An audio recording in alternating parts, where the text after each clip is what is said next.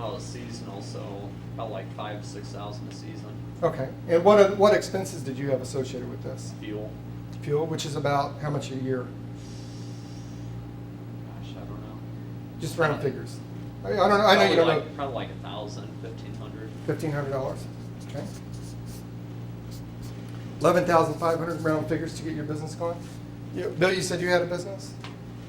What kind of business? Well, I mean, I've been in the insurance business, I've been in the healthcare business. Okay. Well, when you say you have your own business, did you run out of a store shop or? No. Did you? Yes, What'd you have? trucks. Trucks. Okay. And did you Trucking have company, Did you have an office or?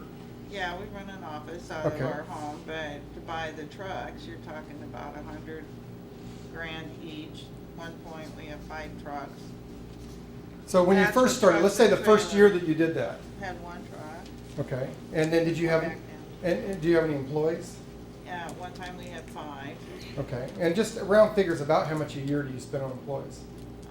Employees, I couldn't afford to get insurance and all that kind of stuff, but they probably made around $1,200 a week. So that was 50-some thousand per Okay. employee. All right. Well, here's kind of, let me tell you the reason I'm asking this concept. So in other words, you spent somewhere in the neighborhood of about $150,000 for your business. Round figures? Yeah. Okay. If you had, just in your guys' mind, I know you probably don't know exactly, but just estimate in your mind, if you had $150,000 in cash and you put it out in the marketplace, stocks, bonds, mutual fund, whatever, you put it out in the marketplace, what would you consider in your mind to be a reasonable rate of return? In other words, tomorrow you take $150,000 in cash that you have, you go put it with Morgan Stanley, and a year from now, what rate of return would your money have earned that you feel like would be a fair rate of return? What would you say, Gail? 10%? Okay. Mary? 12%?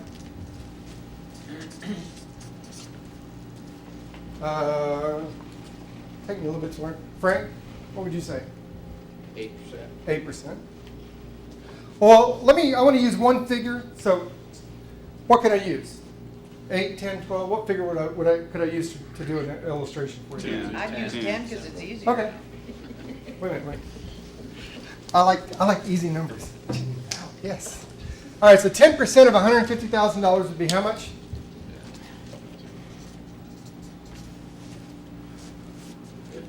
Pretend I'm 53 and I can't hear well. Speak loud. How much? $15,000. So let me just make sure I understand this correctly. If you had $150,000 in cash to put out in the marketplace, and at the end of a year, if you received 10% return, in other words, if you made $15,000, you would feel like you got a fair rate of return. Everybody agree with that? Okay. And you contracted recently? Yeah. How much did it cost you to contract in your state? What was it? I think like 250. Okay, so you paid $250 online. Was there any other cost getting licensed or? Take the test is $106. Okay. Any other cost? Is that it? 300? How much is that? 356, and then the insurance, like the liability insurance. Okay. And how much is that? I think that's 60 a month. A month. So how much is that a year? 720. $720. All right. And so how much would that be? 1,076. 1,076. I know each state may be a little bit different, but is that kind of generally what you guys to come on board with us? Right. So let me just make sure I understand this correctly. If I use your guys' numbers, and you guys said that if you 10% return, so if you had $1,076 and you put it with Morgan Stanley today, a year from today, if you earn 10%, which is how much? 107. So if you earned $107 at the end of your first year in the insurance industry, you feel like you got a good rate of return, right? Right? Is that true, David? You'd feel like that? You should quit today immediately. In fact, you can walk your material over to the home office because you're going to quit anyway if all you want to make is $100. Is that reasonable to you guys? Why not? I'm a little bit confused. You said, which by the way is a closing technique. You might want to start writing some of these down. You said, didn't you? You said a reasonable rate of return is 10%. Didn't you earn a reasonable rate of return? Well, yeah, but we're not doing anything with that 150,000. Ah, okay. So then what kind of investment is this? Long term. Okay. Stocks, So this bonds. this is not a long-term investment? It is, but that's stuff that we actually have to do with the other, So would this be called a passive investment? yeah. In other words, what did you have to do? You take that $150,000, give it to Morgan Stanley. Over the next year, what do you have to do in order to earn your 10% rate of return? Anthony? Nothing, right? So that's a passive investment. You've already got the cash, you put it in the marketplace, and you sit back and wait for the return. Everybody agree with that? So what kind of investment is this? Yeah, this is an active. And who has to be active? You do. Yeah, see, here's the truth. It's not your manager. The manager doesn't have to change. The leads don't have to change, and underwriting doesn't have to change. You have to do something. Like when we're doing forecasting, I can sit down and I can draw out the different offices we have, and I can write down the production that has come from those offices in the last 3 months, and what will that tell me about the next 3 months? How they'll do. Approximately what'll happen. Yeah, where my production's going to come from. Because the truth is, if nothing changes in that office, in other words, if the way that office is run, if the sales that take place, if the prospecting, presentation, and closes that take place in that office don't change, if they do exactly the same thing in the next 3 months they did in the last 3 months, how much production will I have? Close The same production, right? So if I want more production, then what has to change? activity. Yeah, either the activity, there's something in that office, or if I want more production and nothing's going to change in that office, then what has to happen? Yeah, more agents. Give it up. Look at this guy. We got a management potential here. Yeah, then I have to do something, right? Does that make sense? So if I want something to change with my investment in my business, then who has to make the change? Does that make sense to everybody? And then again, I want to just make sure everybody knows this is a straight commission job. Everybody knows that, right? You're running your own business. So what are some of the advantages that come from being a sales professional? So really, if we go back to the previous slide, there is a virtual unlimited financial opportunity, but who's it dependent on? On self. Right. It's not dependent on the manager, the leads, the underwriting. You know, American Public Insurance Company has 714 people work out of the home office. In my experience, I don't know if it's your experience, but in my experience, any company I work for, there's usually, most companies have at least one person that's probably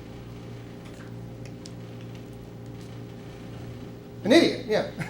Rude, doesn't do the right thing. You think that happens out in the field? Oh, yeah. Sometimes we get, you know, here's what I like about the insurance business, or sales period. It has a lot of integrity. What's the integrity in their sales business? Well, I say this quietly, so your managers get a little bit override over what you do. Isn't that something? They get a little bit override over what you do. Now, that's the integrity of the business. Why does that build integrity? Why do you think it builds integrity? Keeps us honest. Keeps you honest, or your manager? If I'm going to make money, well, let's ask this question. You paid $250 online, right?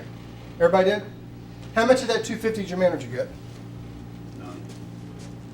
Okay, well, who else would say? How much you think you got? How much? 100? Okay. Huh? No 100. I'm sorry? 100. 100. Anything else? We got none and 100. Yeah, he didn't make a dime. Yeah, all that goes to pay for your pre-licensing. It goes to pay for your product training, your product kits, your initial leads, this training. He didn't make a dime. Well, when does he make money off you then? When you sell. Produce. When you what? When you produce or When you sell something, right? See, there's the integrity in the business. So if I only make money when you sold something, what advantage would there be in me giving you bad information about, for example, making appointments on the phone? Would there be an advantage to me in doing that? What advantage would there be in me giving you bad information about how to make a presentation? There would be none. Huh. And what advantage would there be in me teaching you the wrong way to close? None. Okay, so when would I make money off you? When I produce. When you produce. So what do I want you to do? The minute you contract, what do I want you to learn how to do right away? Produce. Right. Now, what's the disadvantage as a manager? What's the disadvantage for me? What's my income dependent upon? You're producing. Huh? Your income depends on that person producing. Well, while that sounds true on the surface, philosophically, as a manager, my income really comes from the next choice I make. Because here's what I tell the managers. And I told you I tell you the truth, right? Good or bad? Here's what I tell the managers. Listen to everything your agents say, but only believe what they do. Does that make sense? Because as a manager, I know that I only make money when you do what? Produce. When you produce. So if you give me good lip service, but there's no results, if I sit back and wait on you to get results, to pay my bills and grow my business, then who has control over my business? The manager. Well, if I have to depend on you to write business in order for my business to grow, how do I have control over my business if you don't write business? Right, you don't. Yeah, if I'm sitting back waiting on the agents to write business so I can make money, aren't I giving control of my business over to the agents? Aren't I? So if that philosophy makes sense from a management level, would it be any different as an agent in writing business?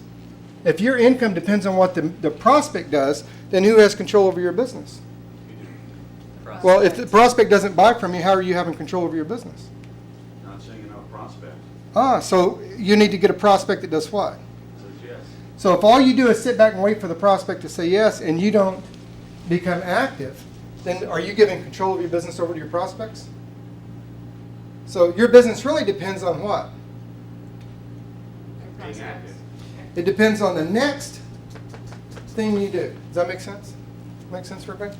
So while you do have an advantage of a virtually unlimited financial opportunity, it's predicated on the fact that you have to do something. Are we on board with that? So what are the advantages that come from it? Well, we want you to demonstrate the values of a highly trained licensed professional. You carry a lot of responsibility out in the field for your customers and for the company. We want you to demonstrate the standards of the insurance business.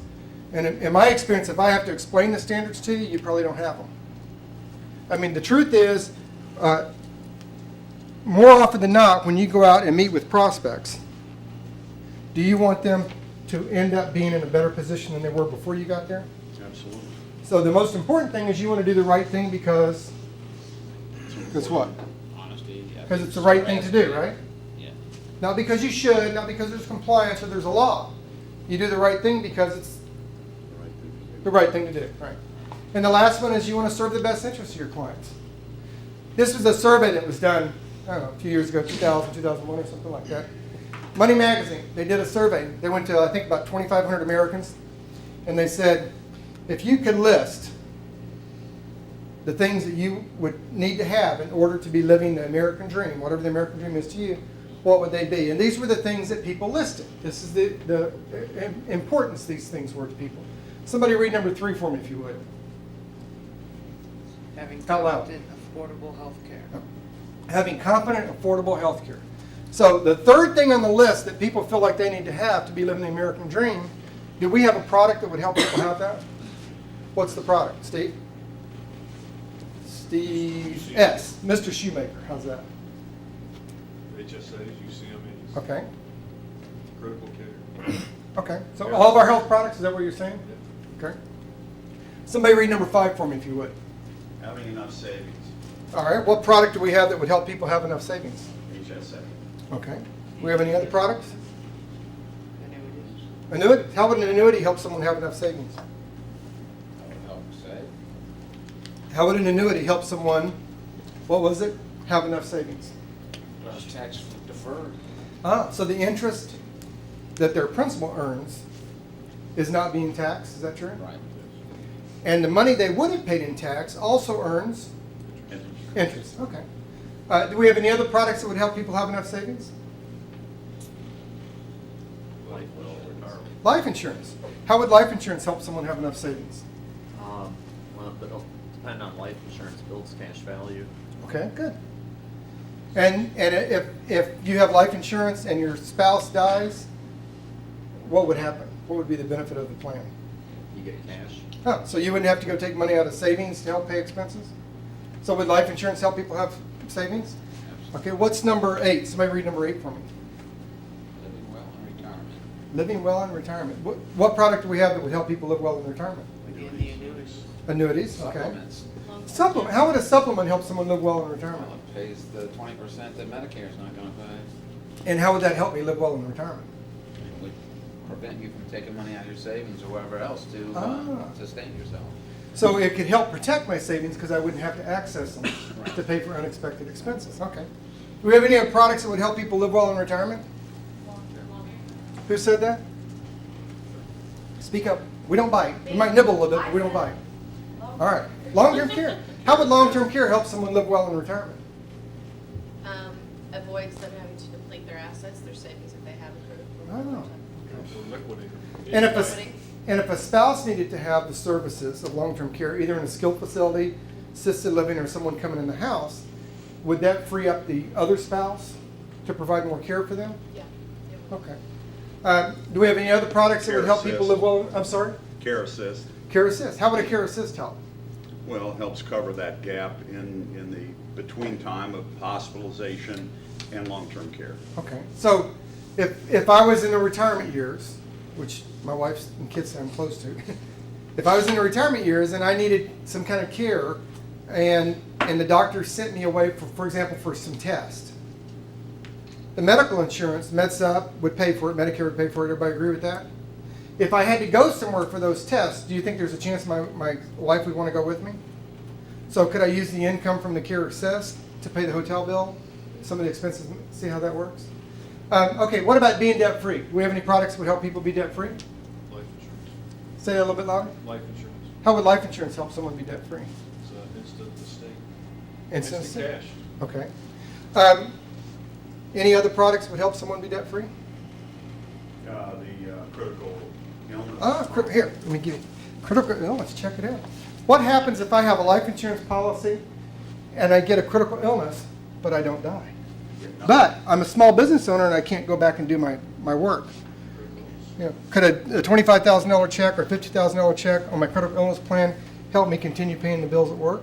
Pays the deductible on your health insurance, and then it gives you cash to pay your bills while you're recuperating. So while I have a life insurance policy for my house, sometimes the issue isn't that I died, but that I lived, yeah. And the critical illness could help me live a little more comfortably without having to dip into that. Okay. So let's look at number 20, being able to leave an inheritance. Do we have any products that would help with that? Insurance, Life life insurance, Life insurance. How would life insurance help me leave an inheritance? pay the estate taxes and things of that nature. Okay. Do we have any other products that would help leave an inheritance? An annuity. How would an annuity help do that? Well, you can designate the annuity to pay someone amount of money once you die. Okay, so they could pay a life income, 10 years certain in life thereafter, could pay cash out. You could do generation skipping with the annuity, right? What other products do we have? Well, how would an HSA, for example, or UCME be able to help someone leave an inheritance? Well, is it all right?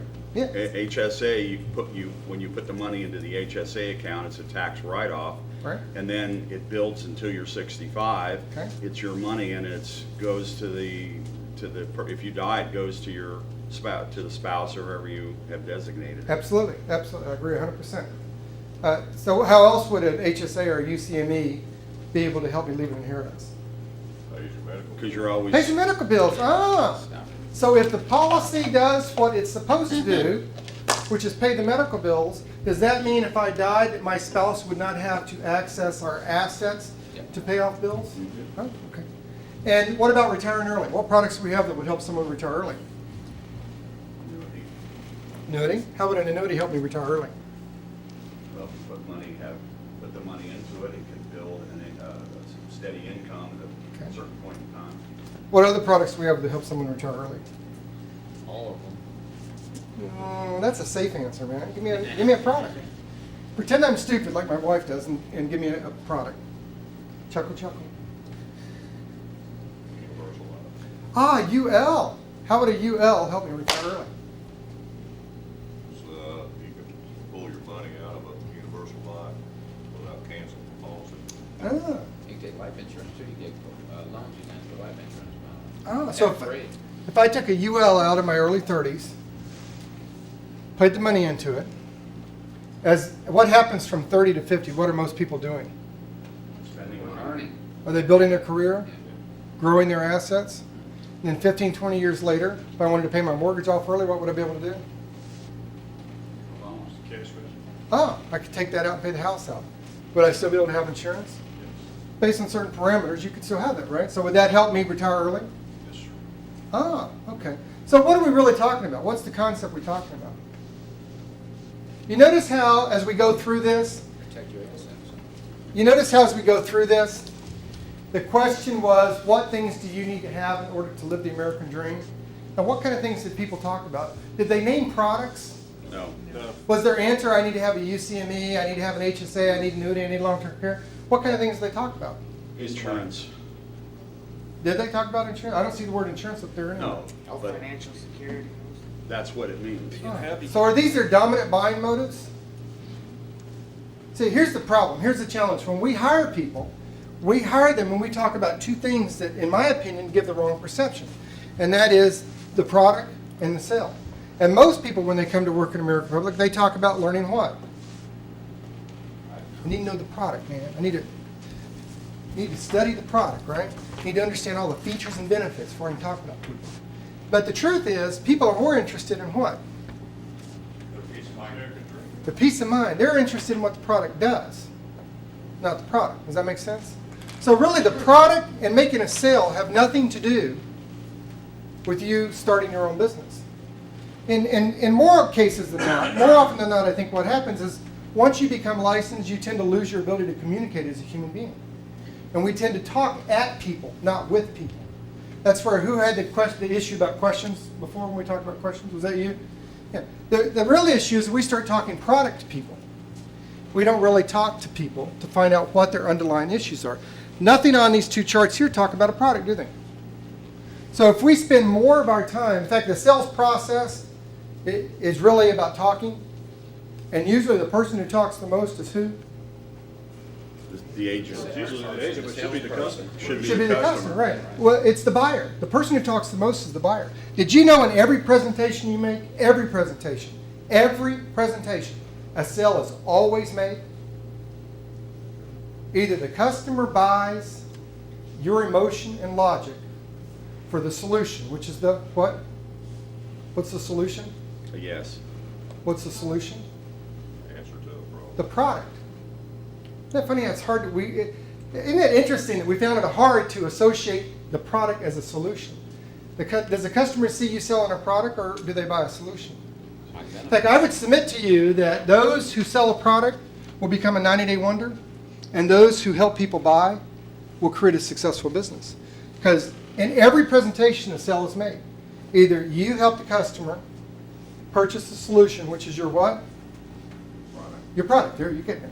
Or you walk out buying their reason not to write you a check.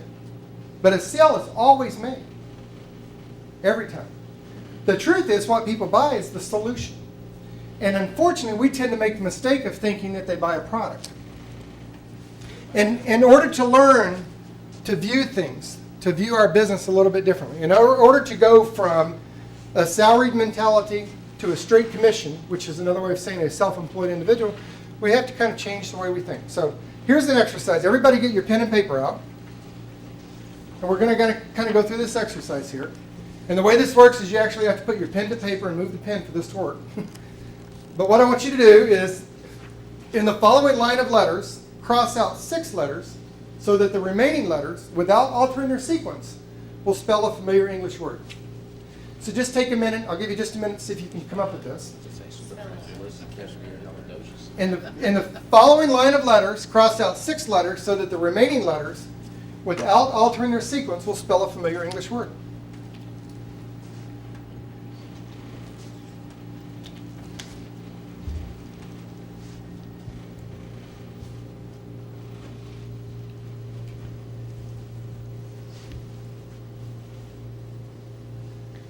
I'll give you just another second to see if you can come up with one. In the following line of letters, cross out 6 letters without cross out 6 letters so that the remaining letters, without altering their sequence, will spell a familiar English word.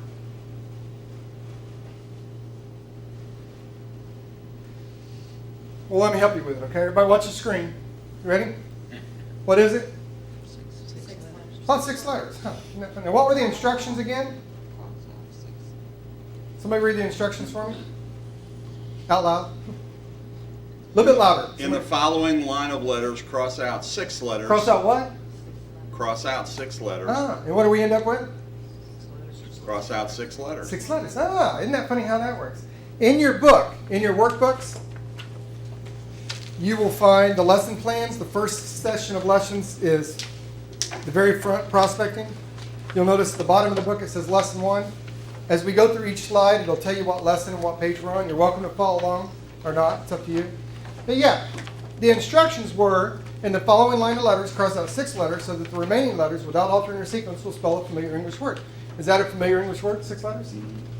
Now, in psychology, there's a theory that's called a horizontal line of thinking and a vertical line of thinking. This represents a vertical line of thinking. This usually represents someone, and you've probably been to a meeting with them before. You go to a meeting and the company introduces a new process or a new procedure or a new technique. And usually there's one person in the meeting that kind of keeps asking questions. I mean, you can kind of tell that they just can't adjust to it or they're not comfortable to it. And they have to keep asking questions because it has to make sense to them. Have you ever been to a meeting with somebody like that? It's kind of, if it doesn't make sense to them, they can't move on. Maybe you're feeling like, why don't you just shut up and get it later? Let's just move on with it. This kind of represents that kind of person. Now, that doesn't make it good or bad. But the other type of thinking would be,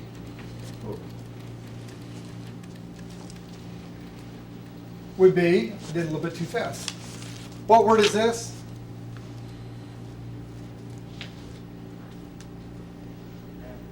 Huh? Say out loud. Banana. Ah, everybody see that? So if we go back again, see the letters? Can you see banana now? Does everybody see banana now? So what 2 words do you see in those letters put together?